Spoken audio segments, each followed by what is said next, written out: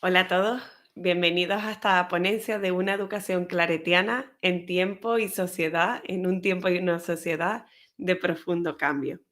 Mi nombre es Judith Álamo y soy maestra y orientadora del Colegio Claret de Las Palmas en España. Y juntos vamos a reflexionar durante este pequeño rato sobre esta realidad, esta sociedad, este tiempo tan cambiante y cómo afecta esto a lo que es la educación claretiana desde una mirada innovadora. Siéntete muy bienvenido, muy bienvenida a esta ponencia y quiero darte las gracias por estar aquí. Es increíble que nos una desde diferentes puntos del mundo este mismo espíritu claretiano, este mismo carisma que nos reúne hoy aquí para preguntarnos eso mismo, ¿no? ¿Qué significa una educación claretiana innovadora en este tiempo de cambio? Así que muchas gracias por estar aquí, gracias por tu tiempo, por tu dedicación y por pararte a pensar un poquito en mejorar la educación que tienes entre manos, en mejorar el centro al que vas, al que asistes cada día.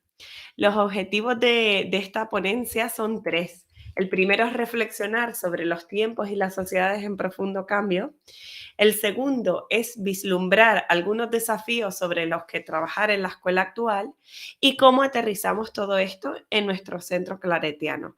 ¿Cuál es el matiz que nosotros deberíamos darle con este carisma que todos tenemos y compartimos? Entonces, la primera pregunta que nos deberíamos hacer es ¿cuál es el contexto actual? El contexto actual viene marcado claramente por un contexto de pandemia, por una enfermedad diminuta, invisible, que nos ha hecho replantearnos muchísimas cosas. Y es algo que no podemos obviar porque seguimos viviendo en este contexto. La pandemia no ha acabado. De hecho, además de las consecuencias sanitarias, se dice que la recuperación económica va a ser lenta y que no veremos los efectos que ha tenido, que va a tener la pandemia en nuestra salud mental y en la salud mental de nuestros hijos y de nuestros alumnos hasta dentro mínimo de 10 años. Así que además de los cambios positivos que hayamos podido percibir, por ejemplo, la capacidad de tender puentes, la aceleración de los procesos digitales o dejarlo superfluo para centrarnos en lo importante, ya se ha visto que la pandemia ha sido un antes y un después en nuestro contexto educativo. Así que es el primer punto por el que quiero empezar. Sin embargo, antes de esto, ya había muchos informes, había muchas tendencias que nos decían que teníamos que cambiar en educación y que teníamos que cambiar sobre todo a la luz de tres aspectos que quiero traer hoy con esta investigación que hizo Harvard sobre el futuro del aprendizaje. ¿Cuáles son estos tres contextos o estos tres grandes marcos? El primero es saber cómo aprendemos. Hoy en día sabemos mucho más de nuestro cerebro, sabemos más del cerebro de nuestros alumnos, toda esta parte de la neurociencia, la investigación en la emoción, la investigación en el aprendizaje que nos hace reflexionar sobre cómo enseñamos y cómo aprendemos. Esta es una de las grandes vías, de los grandes paradigmas en los que se mueve la educación actual y el futuro del aprendizaje. Otro, por supuesto, es la revolución digital. Y no me refiero solo a que hoy puedas estar conectado y viendo este vídeo mientras yo estoy en Canarias y tú estás en cualquier otra parte del mundo, sino me refiero también a la inteligencia artificial, a los dispositivos móviles, al Internet de las cosas, a la robótica, a la programación. Todas estas palabras que poco a poco van impregnando también nuestros discursos, nuestras conversaciones y ese futuro del aprendizaje que se va perfilando con cada vez más claridad, o al menos eso intentamos. Y por último, la globalización. Qué gran ejemplo, y vuelvo otra vez a la COVID-19, que tenemos que afrontar los problemas, las dificultades y los grandes retos de este siglo de manera globalizada, porque lo que pasa en España influye en lo que pasa en Sudamérica o en América del Norte o lo que ha pasado en Asia, cómo nos ha afectado a todos, ¿verdad? Así como los grandes retos de el cambio climático, la vacunación, etcétera. Esto es un pequeño marco sobre los tres grandes ámbitos que han revolucionado el futuro del aprendizaje. Pero también hay diferentes estudios, diferentes tendencias, diferentes informes que nos alumbran, que nos ejemplifican cómo debería ser la educación de hoy. La educación de hoy debería estar basada en competencias, la educación de hoy deberíamos replanteárnosla hacia un bien común, hacia un bien en el que todos cooperemos y en el que en este mundo todos tengamos cabida y lugar. La educación de hoy debería tender hacia el aprendizaje personalizado, es decir, a conocer a cada uno de nuestros alumnos, saber sus fortalezas y sus debilidades en un amplio espectro, y no solo en la educación formal, sino en todas sus capacidades mentales, físicas, emocionales, etcétera.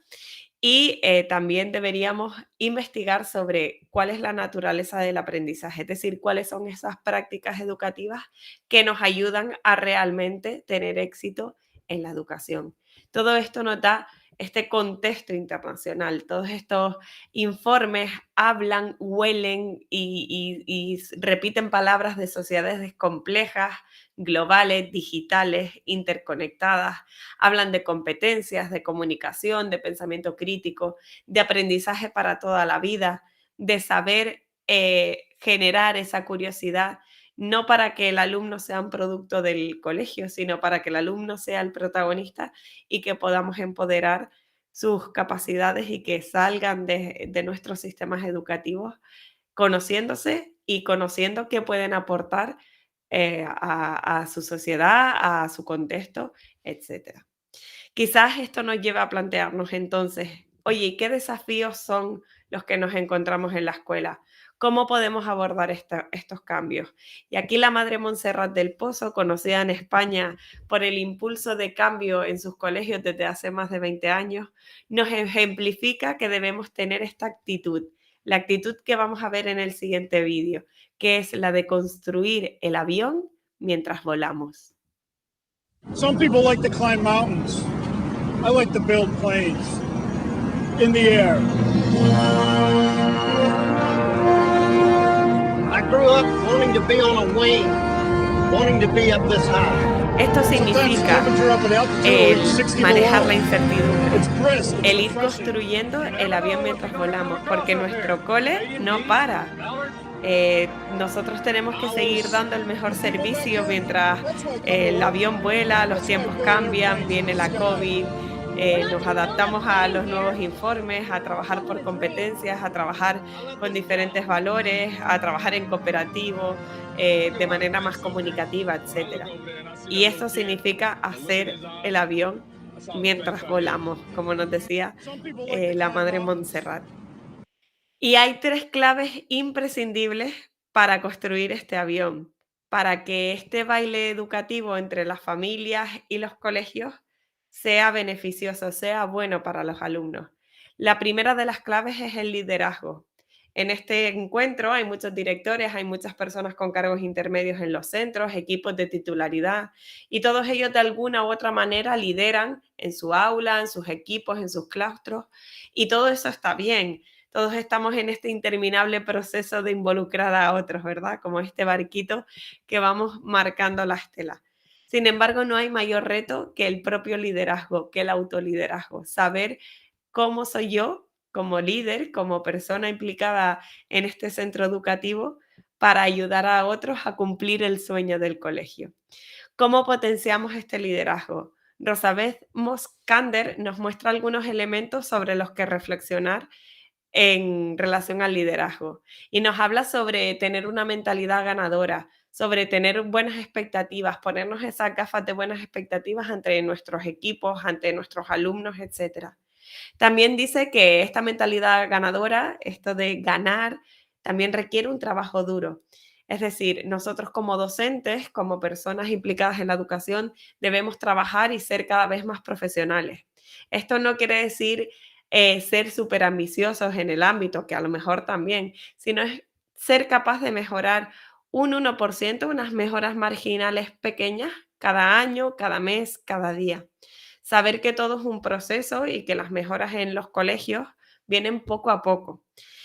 Y sin olvidarnos que el mejor argumento moral es la acción, es decir, que nos vean a nosotros como líderes haciendo lo que decimos que vamos a hacer, porque las personas, como los niños, no aprenden de lo que decimos, sino nos aprenden a nosotros.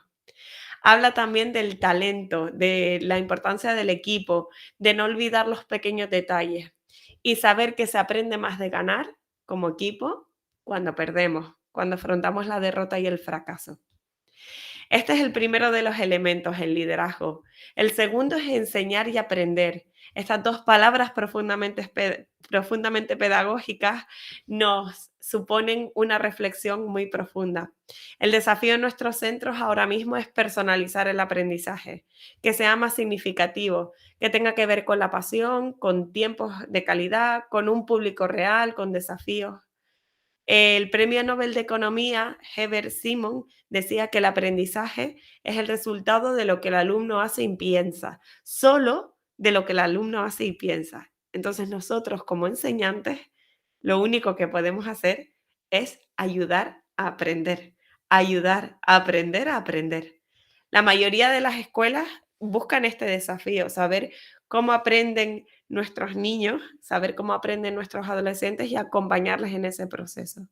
Así que nuestras clases, nuestros contenidos, nuestras asignaturas deberían alinearse con un conocimiento y unas habilidades que generen muchos más autos y más C, más autonomía, más autogestión, más autoaprendizaje y también muchas Cs, mucha cooperación, mucha comunicación, mucha creatividad y mucho sentido crítico.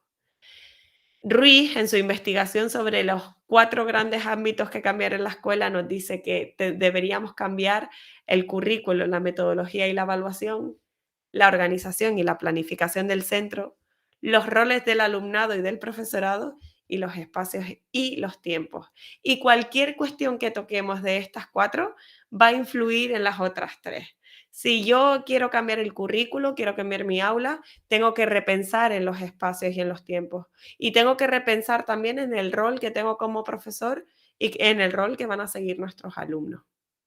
Buscar que el alumno esté preparado para afrontar este mundo complejo, ya sea en su vida social, académica o profesional, es importante. Por eso es tan importante, tan fundamental enseñar y aprender a aprender.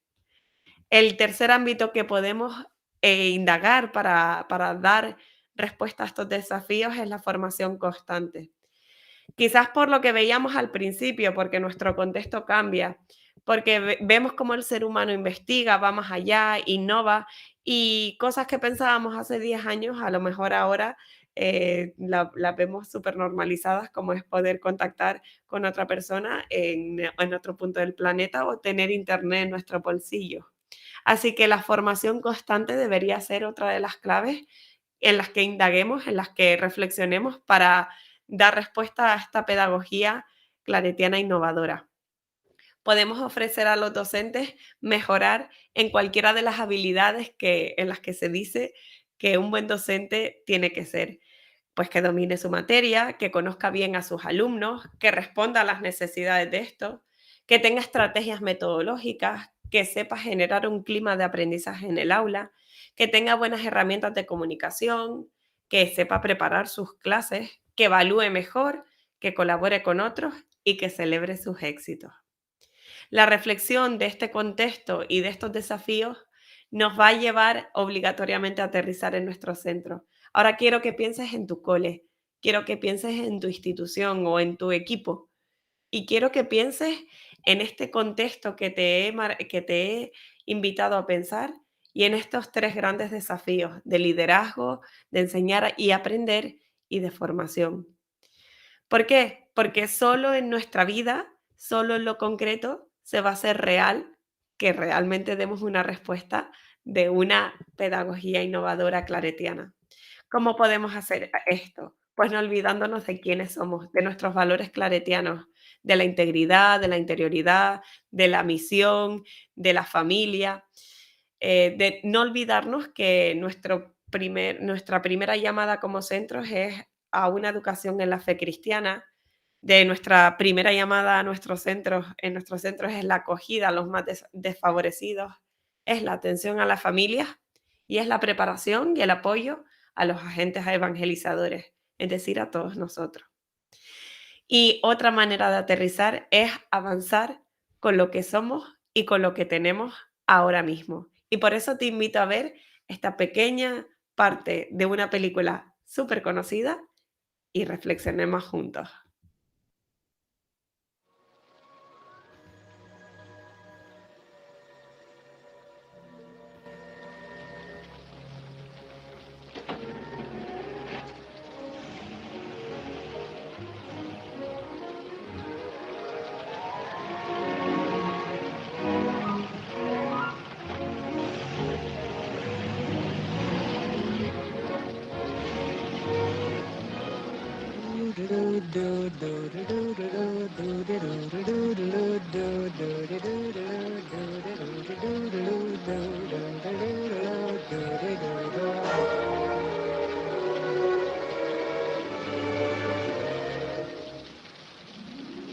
I'm singing in the rain, just singing in the rain. What a Este glorious protagonista de la feeling. peli I'm se está empapando.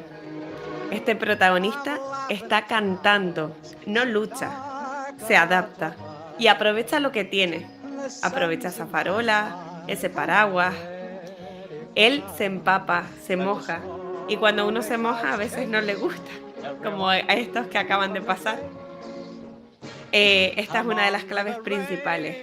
Estar alegres, disfrutar del momento que vivimos y tener esta visión positiva de la educación. ¿Para qué? Para seguir avanzando y seguir inspirándonos en nuestros fundadores y seguir cantando bajo la lluvia.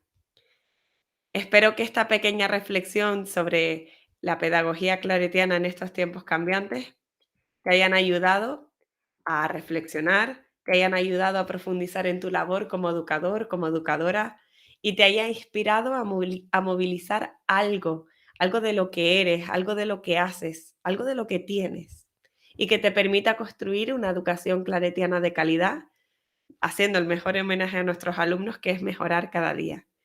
Muchísimas gracias y buen día.